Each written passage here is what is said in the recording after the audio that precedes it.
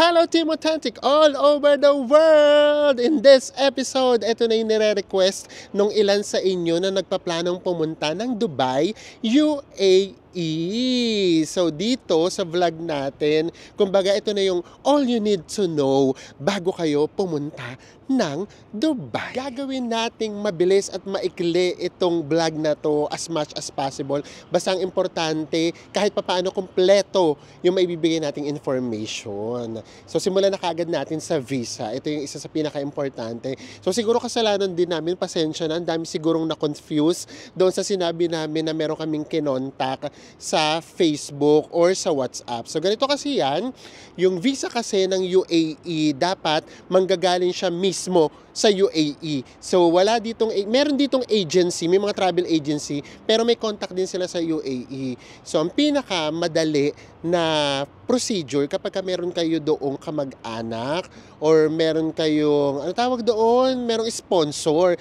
Kasi kapag meron kayo doong sponsor, kukuhanan lang kayo ng passport, ganyan. Parang yun lang yata yung requirements, yung photocopy.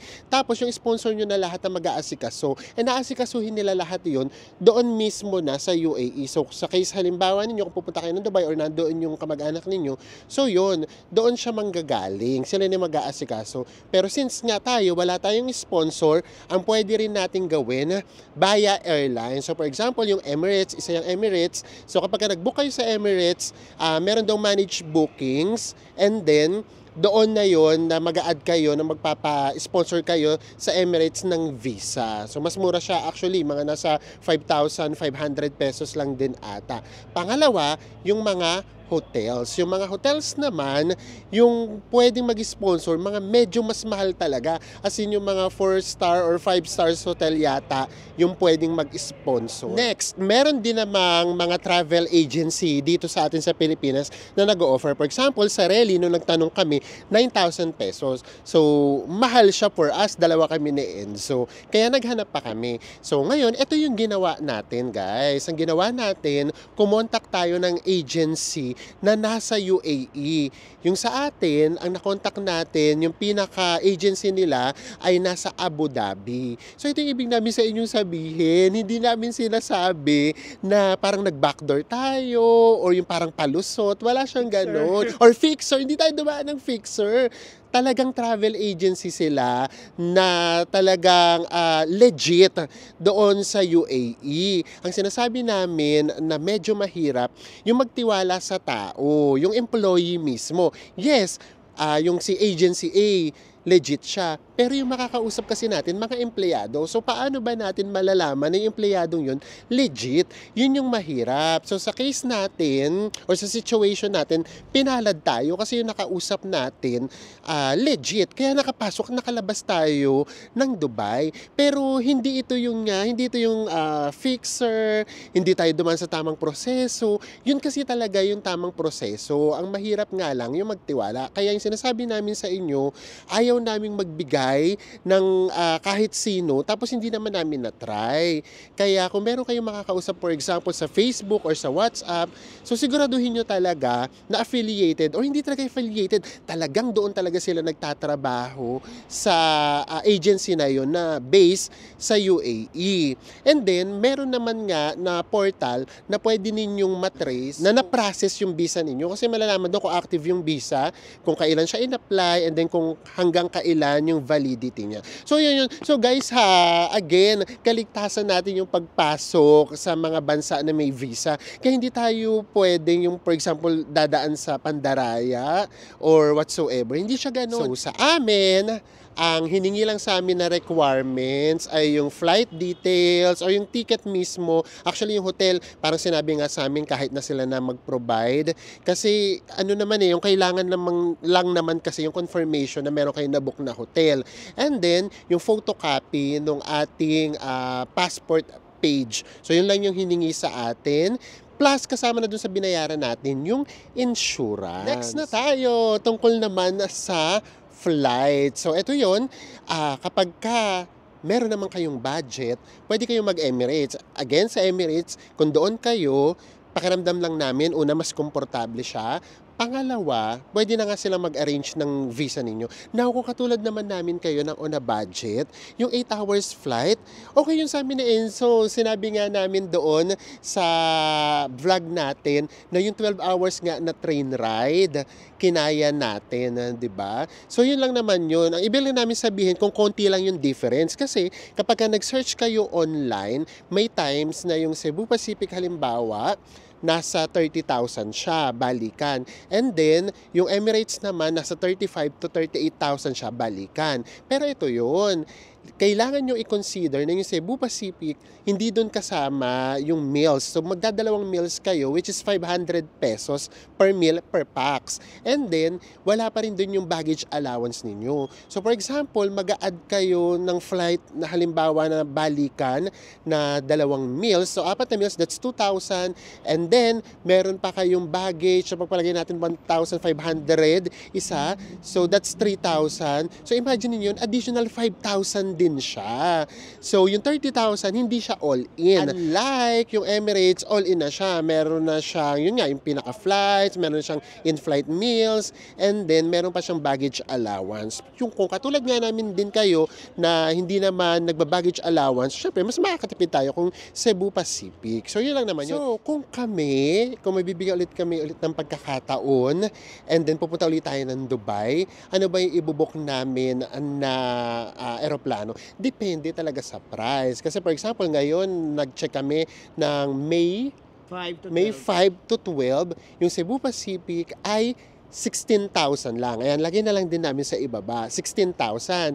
And then, yung Emirates naman ay nasa 35,000. So, ang difference niya ay nasa 19,000 pesos. So, kahit mag-add kayo ng meals, mag-add kayo ng baggage, di hamak na mas mura pa rin yung Cebu Pacific. Kung ganun kalaki yung matitipid nyo or matitipid namin, for sure magsi-Cebu Pacific uli kami. Pero kung ang difference lang nasa 5,000 to 6,000, mag-Emirates na kami. Yun yung ibig naming sabihin. And then, kung magsi-Cebu Pacific kayo, kung ganito naman kamura yung tickets, i-make sure nyo na rin na pati yung seats ninyo, ibubok nyo na siya ahead. So, magkano lang ba siya? Nasa 600 pesos ata. So, kung balikan, 1, 2, dalawa kayo, 2, 4 lang. Yung napunta kasi sa aming seats, nung hindi siya napuno, nagpaalam kami kung pwedeng lumipat. Pinayagan kami. So, yun yung seats na komportable para sa dalawang katao. Kesa yung magkahiwalay kayo, tapos iba yung katabi ninyo. Kasi ang haba ng flights, talagang makakatulog kayo, ganyan. Tapos, from time to time, syempre, baka may mag-share, madadaanan kayo. Talagang ang sikip talaga, guys. Yung magkakadikit talaga yung braso ninyo, ganun talaga siyang kasikip. So, kapag hindi nyo kasi kakilala, yung nasa kaliwa nyo or kanan ninyo, medyo nakakailang siya. So, yun, kung nakakuha naman kayo ng piso sale, alam ko minsan pagka piso sale, nasa 12 to 14,000 lang yung Cebu Pacific na Manila to Dubai, balikan. Kung ganun lang din naman siyang kamura, of course, mag-in-flight meals na kayo na dalawa, tapos mag-add kayo ng baggage ninyo, and talagang mag-ano na talaga kayo, kumuha na talaga kayo ng seat ninyo. Kasi kahit i-total nyo yun, siguro hindi yun naabot ng 20,000. So malaki pa rin yung difference sa Emirates. Ano ba yung best month pumunta ng Dubai? So based talaga sa mga nakatira na sa UAE, sinasabi talaga nila November to March kasi malamig pa yung panahon. Kaya tayo pumunta ng January. Talagang sinakto natin kasi hindi rin naman natin may enjoy kapag sobrang init. Actually, yun nga paano na siya, pa-February na siya. Pero grabe, medyo mainit pa rin. May mga times na mainit talaga siya. Umuwi tayo first week ng February, medyo may part pa din na mainit. Pero kapag kahapon, ayan, lumalamig siya. So, mas presko siya. Unlike kung summer kayo pupunta, naku, for sure, ang hirap talaga. Next na tayo. So, for example, meron na kayo lahat, meron na kayong visa. Ito na yung question sa amin. Maluwag daw ba sa Pilipinas? Ito, totoo to. Kapag kami nakausap kayong sa agency sa Abu Dhabi or sa Dubai, ang tatanungin ka agad, sure po ba kayo na makakalabas kayo ng Philippines? Ano po ba yung work niyo dyan? Ganyan, may kamag-anak ba kayo dito? Kasi ang worry nila, baka yes, makakuha nga tayo ng visa. Hindi naman tayo makalabas ng Pilipinas kasi mahigpit talaga yung Philippines na immigration kapag sinabi na UAE. So, yun. And then, ang ina-advise din nung iba, actually meron akong friend, yun din yung sinabi sa amin before. Kasi parang 1 year ago pa namin plano. Ang sabi, Kung nandyan na rin lang naman kayo sa Bangkok, kung nandyan na rin lang naman kayo sa Singapore, dumiretso na kayo dito, mas maluwag. So, yun yung worry nila na baka nga ma-hold sa immigration. So, ayan, kung kayo naman, ito yung payo namin na talagang pang tourist lang to. Again, pang tourist lang ito. Kasi hindi naman kami pwede magpayo sa ibang situation. Kung naman meron naman talaga kayong record na nakakapag-travel na kayo, and totoo naman talaga yung sasabihin nyo, actually kahit first time naman, kung talaga namang mapapatunayan nyo na magta-travel lang kayo, syempre, mas okay yung direct. Kesa yung magko-cross country kayo, tapos makita pa nila, mas ku-questionin pa kayo. Now, pagdating naman sa immigration doon sa Dubai, to be honest, walang katanong-tanong. I-scan lang yung passport ninyo. Ibig sabihin, pag-scan nila ng passport ninyo, lalabas na kagad dun yung details ng inyong visa. Hindi nga kami hinanapan ng visa. And then, meron sila doong iipit na SIM card. Ito nga pala yung SIM card na 10 GB ay just for 1 day lang. Siguro talagang pang Google Map, pang navigate lang talaga, or yung mga details na kailangan natin, na emergency, that moment na kararating lang natin. Pang ganun lang talaga siya. So, kailangan nyo pa rin ng eSIM or SIM card. Now, pagdating sa hotel, so ito yan, lagi nyo i-consider, bukod sa price, ay of course, yung pinaka-location. Saan nyo ba gusto? Sa Old or sa New Dubai? Ayun yung iisipin yung mabuti. Maraming nagsasabi na sa ganitong area kami dapat nag-stay kasi marami daw dong Filipino. Ano ba talaga yung gusto ninyo? Yun kasi yun. Gusto niyo ba mag-stay sa isang lugar kasi maraming Filipino? Gusto niyo bang mag-stay sa isang lugar kasi nandoon yung New Dubai? O gusto niyo mag-stay sa Old Dubai kasi gusto niyo siya ma-experience? Kaya kami sa Old Dubai, bukod kasi sa mura, doon sa may Deira na area, gusto rin namin ma-experience yung ganun kasi nakikita na namin at nababasa na namin na doon nga parang mixed culture. Kasi nakatira na doon halos, hindi na talaga local na locals. Nandun yung mga Pakistani, Indians, tapos meron din doon mga Africans, tapos may ibang mga Filipino. So halong-halo na talaga siya. So yun yung gusto namin ma-experience. That's why doon kami nag-book. And then yung presyo ng hotels, depende kung anong season. Nataon kasi tayo na approaching na ng Chinese New Year. Kaya mas mahal yung nakuha nating hotels. Pero meron kami mga hotels na nakikita na 3,500, ganyan. Merong 4,000. So, depende talaga. Yung sa location, basta kapag New Dubai, nandoon na kasi yung mga top attractions. For example, yung Burj Khalifa, yung Frame, yung Burj Al Arab. So, nandoon siya. So, kung yun yung gusto nyong mapuntahan, doon kayo sa part na yon. Pero yung sa Old Dubai naman kasi nandun yung Deira, nandun masarap mag-shopping, nandun yung pasalubong, nandun yung Gold Souk, at iba't iba pang markets. So doon yung part naman na pwede ninyong pag-stayan. At di hamak na mas mura yung mga pagkain doon sa Old Dubai. Ang dami nyo talaga doon pagpipilian. As in, hindi nyo doon mafe-feel na parang nasa kayo, Dubai na luxurious. Kasi pati yung pagkain, mas mura siya di hamak. Now, pagdating sa transport, huwag kayong mag-worry. Etong Dubai, ang isa sa pinakasimpleng transport na napuntahan nating lugar. As in, ang simple lang nung trains, ang simple lang nung bus. Basta make sure na meron kayong NOL card or bumili kayo ng NOL card kasi yun lang talaga yung ginagamit. Hindi to katulad ng ibang bansa na pwede yung cash, pwede yung card. Ito hindi talaga. 100% NOL card talaga. And also, wag kayong maglagay ng pera o mag-top up ng mag-top up. Ano tawag sa kanila? Recharge. Wag kayong mag-recharge. Kasi pag nag-recharge kayo ng marami, hindi nyo siya mawi-withdraw. And then nag-search kami online. Sabi, natatanggap naman daw siya sa ibang mga stores.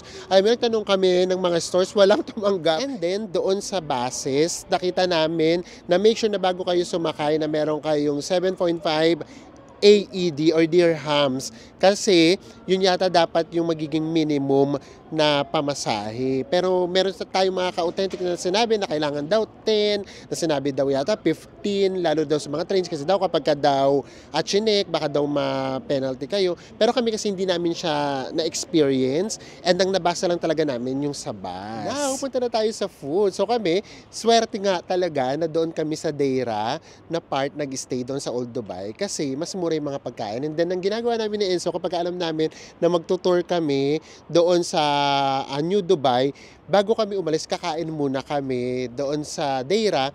And then, pagbalik, kakain uli kami nung gabi na. So, para konti na lang talaga yung gasto. So, sa food, ang paglaanan nyo dyan na budget, pakiramdam namin yung 500 per meal, ano na talaga siya, sobra na kung nandun kayo sa Deira. Kasi for example, yung chicken, parang nasa 400 pesos lang siya. Yung half chicken na meron ka ng fries, ganyan, or rice, parang nasa 400 lang. Tapos merong mga sandwich na nasa 250 pesos lang. And then yung mga sandwich doon, lagi na siyang may kasamang veggies and then fries. So pakiramdam namin, hindi siya lalagpas ng 500 pesos. So ang i-budget nyo na lang 500 pesos. So parang 1,000 a day per pax. So, sobra na yon kung nandun kayo sa Old Dubai. Now, pagdating naman sa mga sightseeing, sa mga attractions, and then sa mga tours, ito yan, yung sa may attractions, pili din kayo kung marami kayong gusto punta. For example, gusto nyo bang mag-Burj Al Arab, ganyan, and then gusto nyo bang mag-frame. So, pili kayo doon. Kung lahat gusto nyo puntahan, go. Pero lahat ng attraction, nandun siya sa may New Dubai. And then pagdating naman sa mga day tours, ang pinaka-marerecommend talaga namin sa inyo, yung Desert Safari. Yes, grabe yung experience na yon. Yung sunset pa lang, and then yung makakakita ka talaga ng dunes doon mismo. Yun talagang parang pakiramdam mo, nasa desert ka talaga, na never naman natin yan nakikita na madalas. Iba talaga yung pakiramdam doon. And then yung Abu Dhabi, since nandun na rin naman kayo sa Dubai, i-day tour nyo na rin yung Abu Dhabi. Okay naman yun. Yung mosque, grabe yung Grand Mosque na yun. Talagang magnificent. Yun talaga yung definition niya. And then yung last nating ginawa, yun naman yung cruise, yung Sayat. Kami, kung bibigyan ng pagkakataon, yun siguro, skip na namin siya. So, kung talagang on a budget, skip nyo na siguro siya. Pero of course, kung meron naman kayong budget, go for it.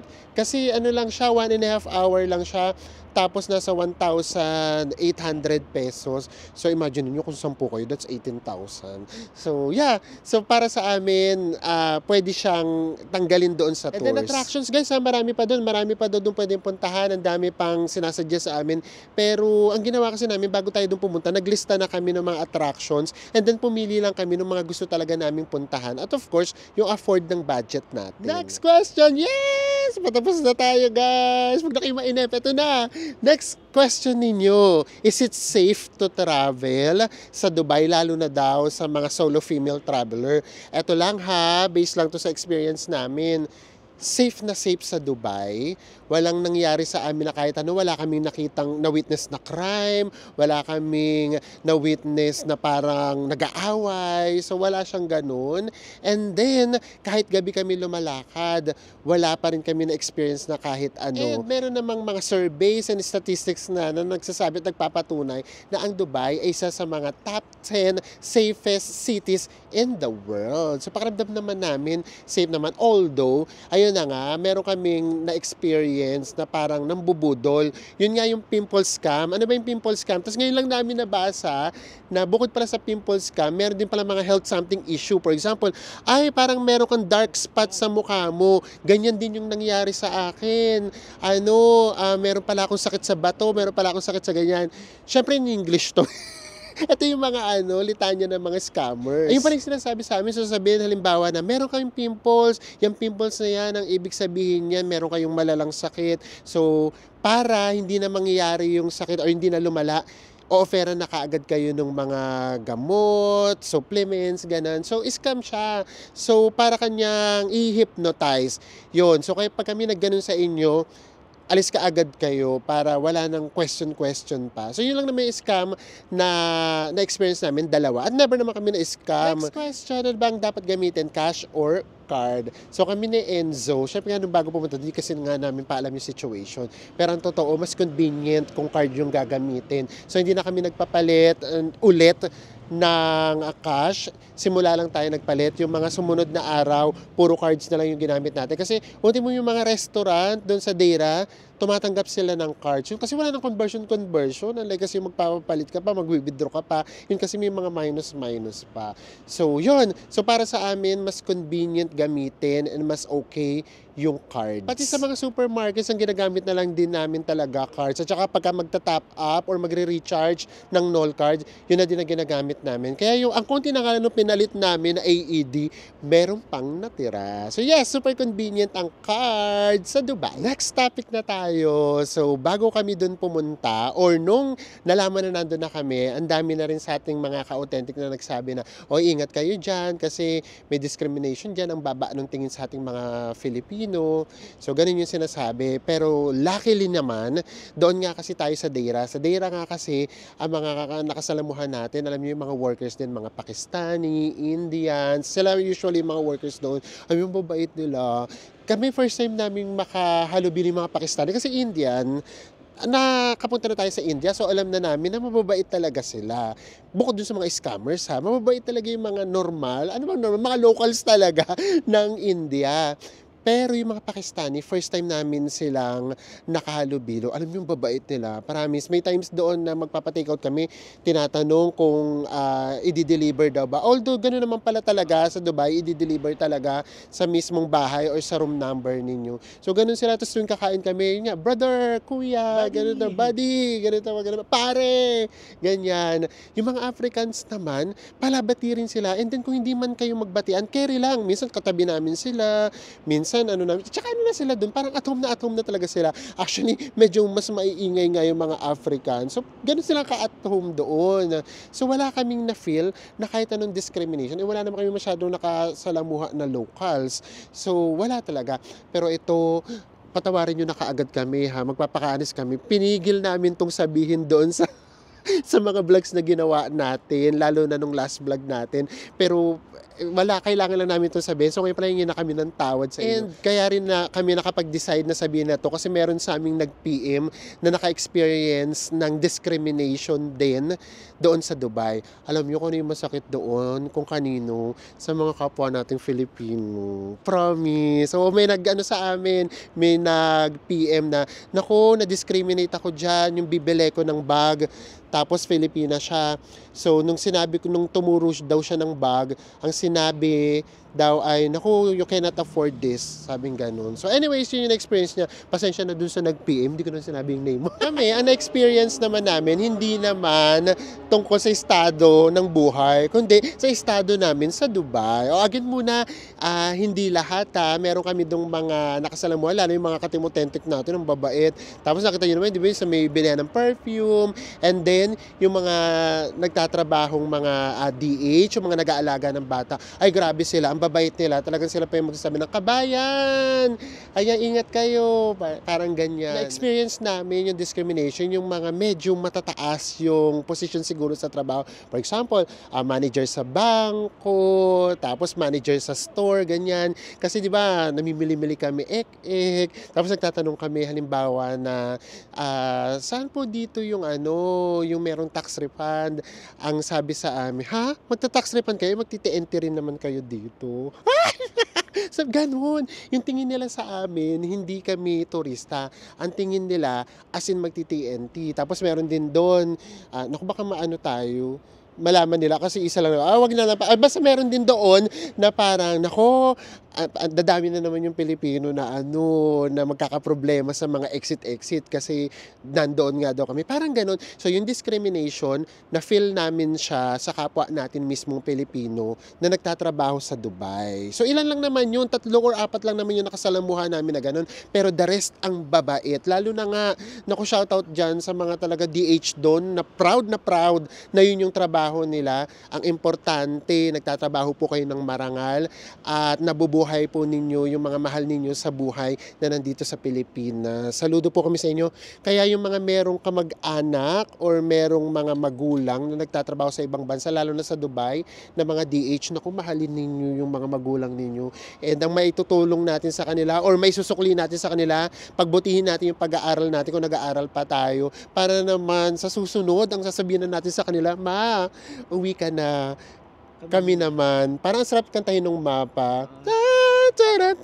Charot. Diyos ko, baka maano tayo. So anyways, yun lang naman. So wala kaming discrimination na na-feel kahit kanino doon sa area doon sa Deira. And this is it! Ito last na talaga to, promise. Punta na tayo sa all-in expenses. Magkano ba yung pwede ninyong magastos or budget papunta ng Dubai. Ito based lang to sa experience natin ha. And 7 days yung gagamitin natin. So ganito na. Uurong ako dito ng kaunti kasi alam nyo na by this time na dito lalabas yung mga figures na sasabihin ko. And of course, may kodigo na ako. Simulan natin sa travel tax. Yung travel tax natin ay 1,620. Yung food, 1,000 a day. That's 7,000. Yung airfare natin, gawin na natin siyang 20K. Kung magkakaroon ng piece of fare, diba? Panalo pa kayo, mas mababa. Yung hotel, sa 5,000 na lang siya a night. I-divide natin sa 2. That's 17,500 for 7 nights. Punta na tayo sa tours and sightseeing. Yung sa amin, hindi naman siya lumagpas ng 5,000 yung pinaka-day tours natin. Kasi nga, dalawa na naman yung ginawa natin. Tapos, yung attractions din naman, hindi rin naman siya lumagpas ng 5,000. Kasi nga, konti lang din naman yung pinuntahan natin na may admission. So, kayo, pagpalagay na natin na lahat gusto nyo ma-experience, 10,000 na natin yan. Yung transportation, mura lang yung transportation sa Dubai, 1K na natin. So, lahat-lahat yan, guys. Ito siya. Lahat yan ay 57,120 pesos. O, ayan. Urong na ulit ako dito. So, ayan yung magagastos ninyo per pax. Basta, ayan ay based lang sa the way kami mag-travel. So wala pa dyan yung pasalubong, kung magsha-shopping kayo, kung bibili kayo ng gold, na para sa amin nga, mahal yung gold doon. Pero nga kung may budget kayo, go for it para na rin remembrance. So ayun yung magagastos ninyo. And then kung mas matitipid nyo pa siya, mas okay, lalo na kung hindi naman lahat ng attractions gusto ninyong puntahan. Now, kung talaga naman gusto nyo todo bigay, edi mga 60 to 80,000 na budget, nako for sure, kasyang-kasya na yan going to Dubai. But hindi ko na dyan sinama guys yung visa ha, kasi nga iba-iba yung visa. Depende kung sa may Emirates nga kayo, nasa $100 so mga 5.8 or 5.9. Tapos kami nakuha nga namin siya 5.1. Depende kasi talaga kung saan kayo kukuha ng visa or kung sino yung makakausap ninyo. Last question, is Dubai for everyone? Lahat naman ng bansa, hindi naman siya for everyone. So kung kayo yung tipo na naghahanap ng bansa or lugar or city, 'di ba? Yung Dubai, guys, hindi naman alam naman namin. Magkaliwanagan muna tayo. Yung Dubai, alam naman po namin na hindi naman po siya bansa. Alam naman namin na city siya na part or state yata tawag sa kanila na part ng UAE. So ayan, kung ganun yung trip ninyo na talagang parang plus 20 years, so go kayo sa Dubai. Pero syempre, una yung isaalang-alang yung mga seniors na kasama ninyo kasi marami din yung lakad. So, ayan. Tapos yung mahabang biyahe, kaya din ba ng seniors? Kaya ba ng mga bata, ng mga toddlers? Hindi ba sila magta-tantrums? So, yung mga questions na yan, kayo talaga yung makakasagot. Pero kung kami, for example, tatanungin nyo kami, babalik pa ba kami ng Dubai? The answer is, why not? Basta, una, makakahanap tayo ng piece of fare, malay mo naman, di ba? And then, kung siguro halimbawa magkakaroon tayo ng layover, for example, may pupuntahan tayong bansa, tapos dadaan rin lang naman ng Dubai, siguro magkasina tayo ng mga 3 nights. Kasi totoo, medyo mahal din talaga magpunta ng Dubai, kasi nga pamasahe pa lang. So yes, and then napuntahan na kasi talaga namin yung mga gusto pa naming puntahan. So kung babalik kami doon at pupuntahan namin yung mga hindi pa namin napuntahan, o baka pwede na din, basta may piso sale, babalik tayo. Kaya mga Team Authentics natin dyan na hindi natin na-meet, pasensya na talaga. Kasi sobrang hiyang-hiya talaga kami sa inyo. Ayaw talaga namin kayong maabala. Pero malay nyo, di ba? Sige, pagka babalik talaga kami dyan, eto promise na talaga. Magsasabi na talaga kami sa inyo. Basta ganito na lang, wag na siguro yung ititreat nyo kami, ganyan. Kasi doon kami nahihiya yung kapag sasabi nyo na, sana nagsabi kayo para ma-treat namin kayo. Or pagka pumunta kayo ng Dubai, tawagan nyo ako or chat nyo ko, ititreat ko kayo. Nakakaya kasi parang sinasabi namin na, hi, nandito kami sa Dubai, treat nyo na kami. Wag po ganun. Kerry, gusto nyo, umano lang tayo doon, bumilog lang tayo doon sa park. Ano nga yung park na favorite na natin doon? Yung nandoon sa Burj Khalifa, ano nga bang park yun? Nakalimutan ko na. Or doon sa may beach, doon sa may Jumeirah Beach. mag-ikot-ikot lang tayo doon, magkwentuhan lang tayo, okay na po. Ang importante sa amin kasi maparamdam namin sa inyo or maparating namin sa inyo personally kung gaano kami ka-grateful sa lahat ng support ninyo. And before we end this vlog, gusto na namin gamitin itong opportunity na ito para magpasalamat kina Attorney Ana and kay Sir Edward Serafica dahil dito sa mga gifts nila sa amin ni Enzo. Dagan salamat po sa kaayo and sa paglabsa mo anime. Mga Bisaya sila, guys. Yes, maraming salamat po ulit. And with that, magkita-kita ulit tayo sa mga susunod pa nating travel vlog saan mang sulok ng mundo. Bye everyone! Mwah!